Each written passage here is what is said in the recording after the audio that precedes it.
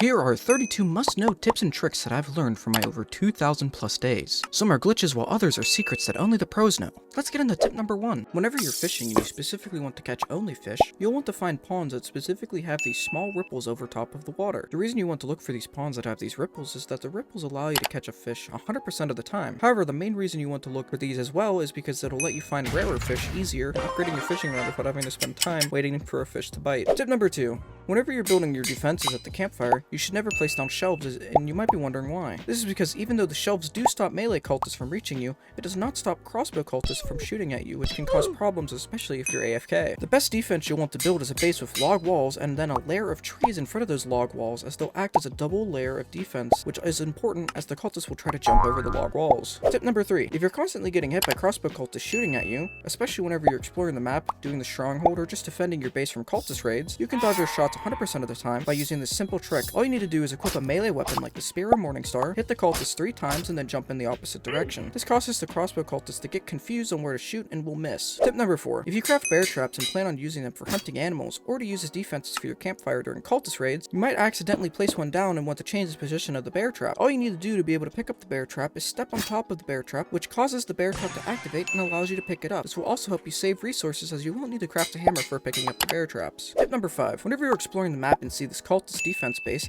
you'll see a lot of cultists at the entrance of the base, which can be a daunting task for killing them. But you can sneak inside of the cultist base without them ever spotting you. Just walk to the back of the cultist base, and you'll see these bolts that you can jump up on. Then, all you need to do is jump up on the bolts while sprinting, and you can sneak inside to open all 3 chests of the cultist base. Tip number 6. If you're exploring the map and are inside of the winter biome, you might come across this group of snowmen in a circle around some frozen items. You can go towards the group of snowmen and find the one who does not have a nose. You'll then need to find a carrot, which you can easily find near the campfire, and put it under the snowman that does not have a nose, and that snowman will proceed to unfreeze the ice in front of him, allowing you to take a free item like this cultist gem. Tip number 7. Whenever you reach the night of day 3 and you get told what your event is, it's the alien event, you should go to the mothership for the alien chest. But before you leave the mothership, you should make sure you collect all the alien bodies. The reason you want to collect all the alien bodies is because you can use them as sacrifices to the volcano for free rare items. Tip number 8. If you're exploring the map at nighttime and you're getting followed by the ram, you can actually lure the ram around the map to these rope traps. If you successfully bring the ram into the rope trap, it'll get stuck, being unable to move temporarily. But it'll also become glitched, which will cause the ram to become glitched forever, as it'll break the code of the ram, making it unable to dash towards you. Tip number 9. Whenever you're exploring the map and it's nighttime, and you're getting chased by enemies, if you find one of these large log cabins, you can go inside of them and go to the back room, where you'll have to kill the wolf protecting the room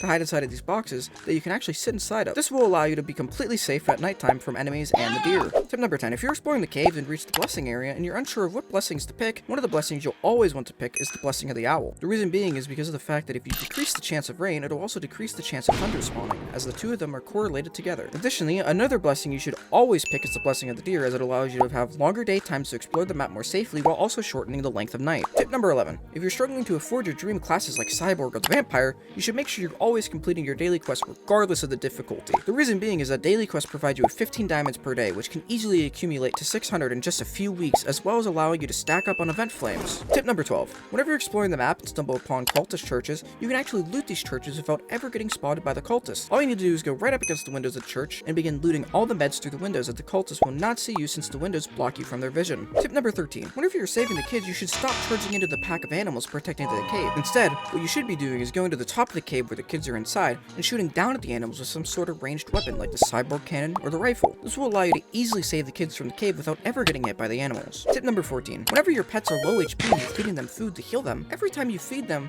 you'll actually be granted a small bit of XP to your flute. This XP can easily help you reach a tier 3 flute without ever having to tame other animals. Tip number 15. If you constantly avoid crafting the compass, you shouldn't be, because the compass is actually one of the most useful items that you can craft for saving the kids. The reason you want to always craft the compass is because whenever you click on a missing child poster, it'll automatically show you the direction that the cave is at. Tip number 16. Whenever you're exploring the map and are inside of the winter biome, and you open a chest to find an ice axe, but you also are carrying a good axe, you should swap out the good axe for the ice axe. The reason you want to swap out a good axe for the ice axe is because the ice axe does the same amount of damage as the good axe, but the ice axe is significantly better for fighting enemies because of the fact that it has the ability to slow enemies whenever you hit them. Tip number 17.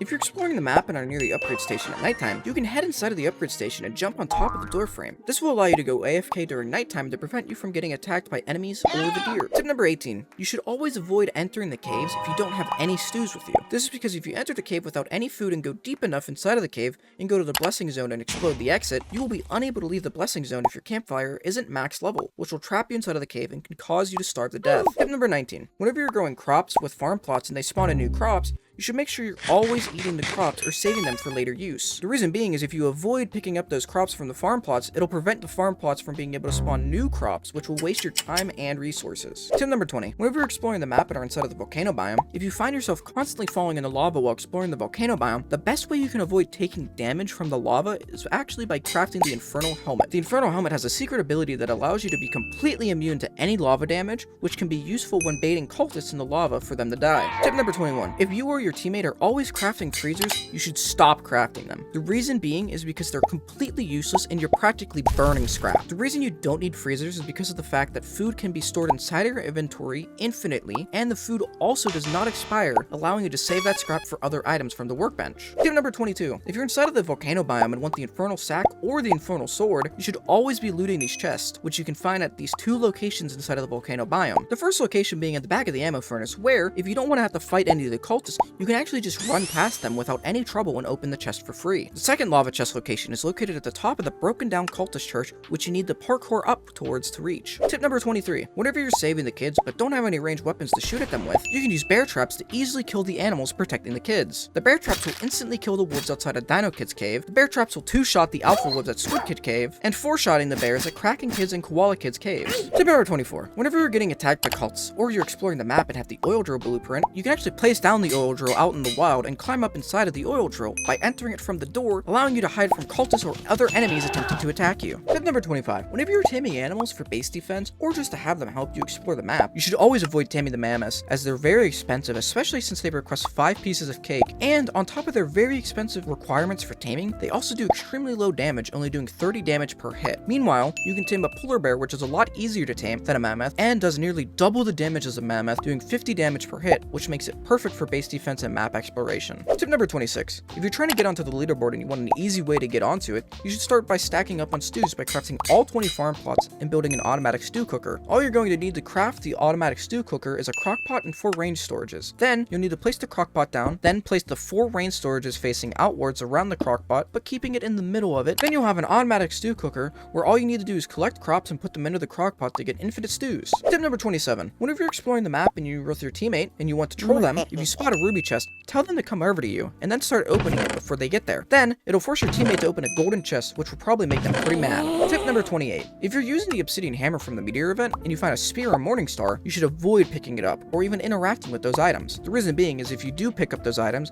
it'll permanently delete your obsidian hammer, which will make it impossible for you to get another one. Tip number 29. If you're exploring the map and wondering where the kiwis are, you'll need to first max out your campfire to level 6, and then you'll need to venture out towards the edge of the map where you'll need to find these small wooden logs, which are the homes of the kiwis. But if you can't find the kiwis at their homes, they're typically exploring the edge of the map where bears and other dangerous animals live. Tip number 30. Whenever you're playing with a teammate and you're saving the kids, you can tell your teammate to jump down towards the animals and get them to chase after them. Then, while the animals are chasing your teammate, you can glitch inside of the cave by using the /E dance 2 glitch, which will allow you to easily save the kids without ever needing to waste your bullets on the animals. Tip number 31. If you're exploring the caves and are having trouble seeing inside of them, you should equip a class that has night vision like the alien. The alien would be the best option as it's pretty cheap and beginner friendly while also providing you with the added benefit of a ranged weapon and night vision for seeing inside of the caves. The alien class also allows you to speedrun the caves quickly without you needing to light up the crystals. Tip number 32. If this video reaches 2,000 likes, we'll host a diamond giveaway, and you should join our Discord as we regularly play with viewers.